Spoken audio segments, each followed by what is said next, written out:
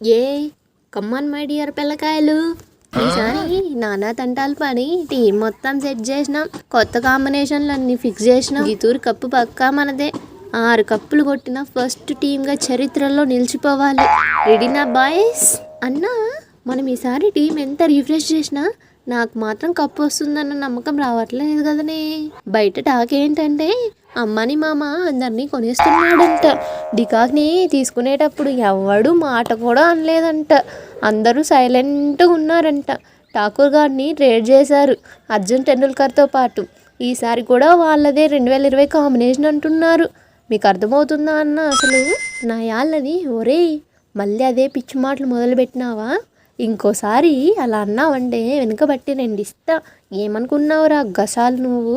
అంటే బయట గాసిప్ నడుస్తుందన్నా. బయట గాసిప్ అంటే కొందరు పనికిమాలినోళ్ళు టైంపాస్ కోసం పుట్టించే మాటలు వయ్యా గవన్నీ. అన్నా, నిప్పు లేకుండా పొగరాదు కదనే. మీరు ఫైనల్కి వెళ్తే కప్పు కొట్టేస్తారు. హ్యూజ్ ద హిట్ పాసిబుల్ అన్నా మీకు. అయితే మీ చెన్నై మీదనే ఫైనల్లో 3 సార్లు గెలిచినాం కదరే. దాని అర్థం మేము కొనేసిన వాళ్ళమా, మీరు అమ్ముడుపోయినట్ట?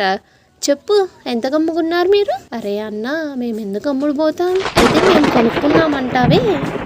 అమ్మేవాళ్ళు కూడా ఉండాలి కదా.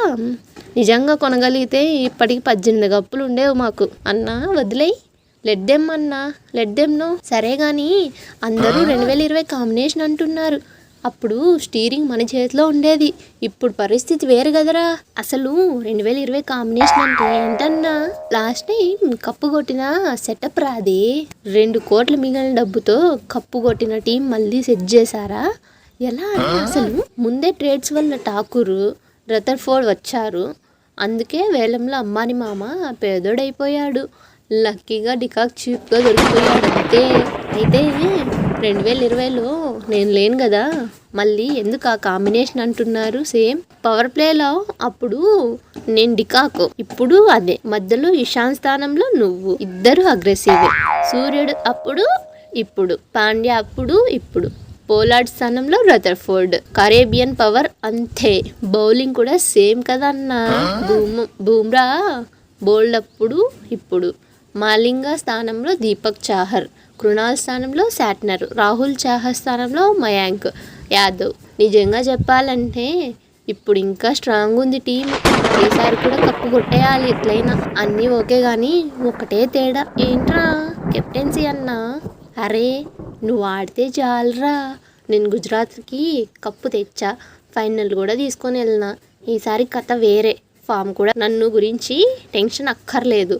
ఎండాకాలం ఐపీఎల్ సూర్యుడు మండితే ఎలా ఉంటుందో చూపిస్తా. డికాక్, నువ్వు రిటైర్ అయ్యి మళ్ళీ వచ్చి నా ప్లేస్లో కబ్జా చేస్తున్నావేంటి? మన చేతిలో ఏముందిరా, అదృష్టం అలా ఉంది.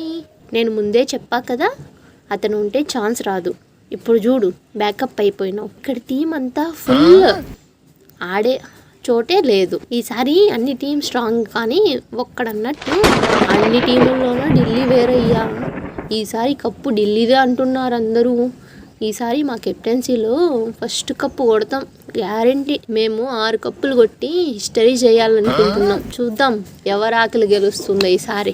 5 కప్పులు సరిపోవా? ఇంకా ఎందుకు మీకు? ఈసారి కప్పు మాకైనా, ప్రీతి జింతాకైనా లేదా ఢిల్లీకైనా పోవాలి. కప్పు లేని వాళ్ళకే రావాలి కప్పు ఈసారి.